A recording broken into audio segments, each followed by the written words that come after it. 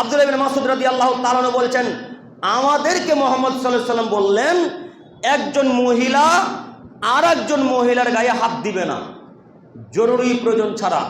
অতীব গুরুত্বপূর্ণ বাক্য, একটু মনোযোগ দেন চাচা, একটু দেখেন। আল্লাহ নবী বলছেন, একজন নারী আর একজন নারী গায়ে হাত দিবে না জরুরি প্রয়োজন ছাড়া। যদি হাত দেয় তো কি হবে?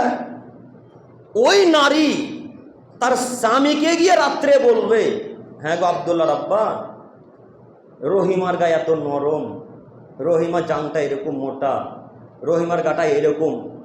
এই বিবরণ যখন স্বামীর সামনে ওই নারীটা স্ত্রীটা দিবে, তখন এই স্বামী অন্তরে চোখ দিয়ে জেনা করবে।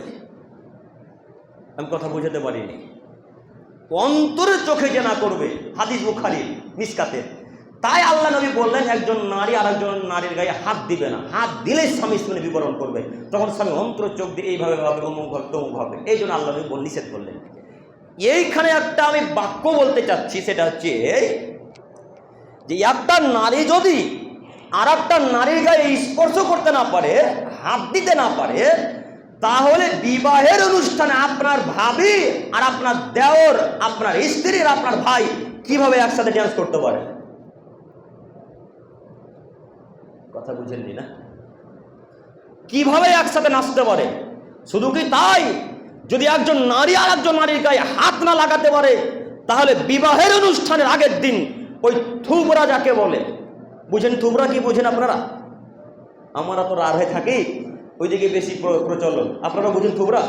আলহামদুলিল্লাহ।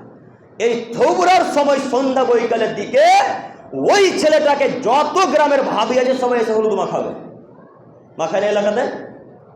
তো একজন নারী যদি আর একটা নারীকে এইভাবে হলুদ গায়ে হাত না লাগাতে পারে, তাহলে একটা মহিলা আর একটা পুরুষের গায়ে কেমনে হলুদ লাগাতে পারে, এটা আমরা বুঝতে পারলাম না। কিভাবে হলুদ মাখাতে পারে? এই প্রশ্নই আসা ঠিক নয় যে একটা নারী আর একটা পুরুষের গায়ে হাত লাগাবে এবং হলুদ লাগাবে, হলুদ মাখিয়ে দিবেন। এই বাক্যই ঠিক নয়। যেই ভাবিরা, যেই নারীরা একটা পুরুষের গায়ে হাত লাগিয়ে মেহেদি লাগাই, আর ওই থুবরা, ওই হলুদ মাখা ইত্যাদি ইত্যাদি গোসল করিয়ে দেয়, সাবান মাখিয়ে দেয়, এদের স্বামীকে আমরা স্বামী বলি না, এরা কাপুরুষ স্বামী। এরা এত বেহায়া। এর স্ত্রীটা খুব লজ্জাশীলা নারী, খুব ভালো নারী, 5 ওয়াক্ত সালাত আদায়কারী নারী। তো এই মহিলা বলছেন, না গো আমি তোমার ভাইয়ের গায়ে হাত দিব না। তখন এ বলছে, কত ইমানদার হয়ে গেছে, ঢং দেখাচ্ছে, একটু মাখিয়ে দে না, যাই একটু মাখিয়ে দে। এরকম পুরুষ মহলদার পড়া নাই না? আছে? থাকবে, থাকাটাই স্বাভাবিক।